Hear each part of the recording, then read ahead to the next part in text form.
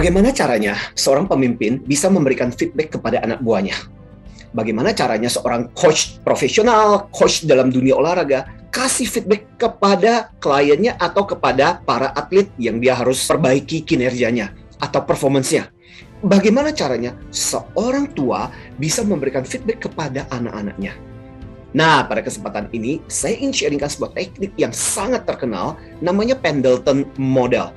Pendleton Model ini sebenarnya sudah diperkenalkan sejak tahun 1984 sebagai sebuah teknik, sebagai sebuah sarana, cara untuk memperbaiki sebuah kinerja, performance, atau perilaku.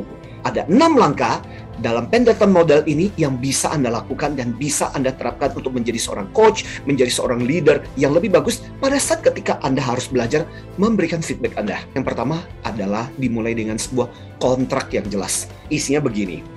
Bagaimana Anda menjelaskan kepada yang bersangkutan tujuannya apa sih, berapa lama, dan kira-kira dalam hal apa obrolan ini akan berguna buat dia, supaya orang yang bersangkutan tertarik, berminat, dan tahu berapa lama proses ini akan terjadi.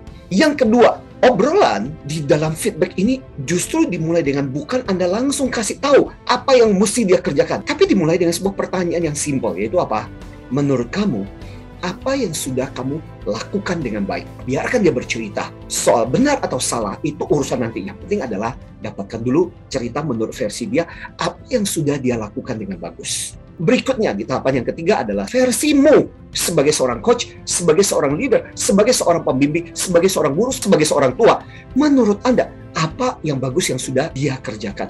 Dan Anda mungkin akan mengamini apa yang sudah dia katakan, setuju dengan apa yang sudah katakan, atau Anda menambahkan atau mengkoreksi hal-hal yang sudah dia sampaikan yang menurut Anda juga dia sudah lakukan dengan baik. Jadi kita fokus kepada hal-hal yang positif dulu. Setelah kita fokus pada hal-hal yang baik, langkah berikutnya adalah bertanya kepada dia, apa yang menurut dia yang masih belum dilakukan dengan baik yang bisa diperbaiki. Dari situ Anda bisa menilai apakah dia peka atau tidak tentang hal-hal yang memang perlu dikembangkan pada dirinya. Nah, setelah versi dia udah selesai, berikutnya giliran Anda sebagai seorang coach untuk memberikan komentar. Jadi menurut Anda, versi Anda, apa sih hal-hal yang masih perlu dia perbaiki itu? Saya sarankan pada waktu ketika Anda memberikan komentar seperti ini, ingat selalu berdasarkan fakta. Jangan cuma berdasarkan asumsi Anda saja. Karena orang akan bingung. Kamu itu jangan terlalu banyak mikir. Kan kita nggak tahu apa yang terjadi.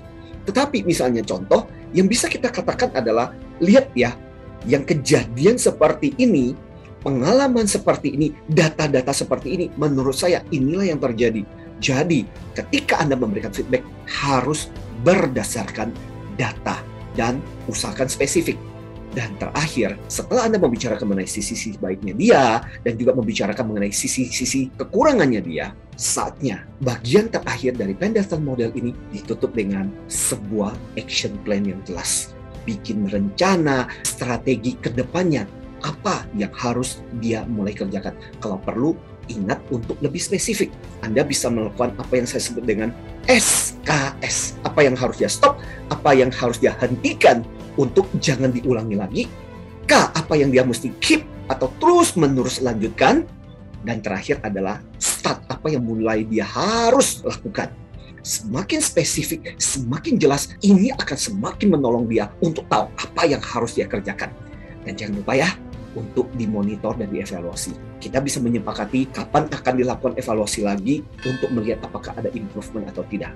Nah, inilah contoh Pendleton Model yang menurut saya sangat bagus. Saya banyak mempraktekkan Pendleton Model ini ketika berbicara dengan klien saya, dengan orang yang saya coach. Karena Pendleton Model ini memungkinkan buat coach kita, orang yang kita coach untuk ikut ngomong, untuk memberikan kesadaran. Dan itu saya pikir akan menghemat daripada kita berdebat, menghabiskan waktu, karena asumsi kita mungkin berbeda. Dan yang paling menarik adalah, karena Pendleton Model ini berakhir dengan sebuah action plan yang jelas. Apa yang harus dikerjakan dan apa yang harus dilakukan. Semoga dengan mempraktekkan Pendleton Model ini, orang-orang yang Anda coach, orang-orang yang Anda bantu, mengalami improvement dalam kinerja performance dia. Oke, dari saya Anthony Dio Martin, Happy Coaching. Salam antusias.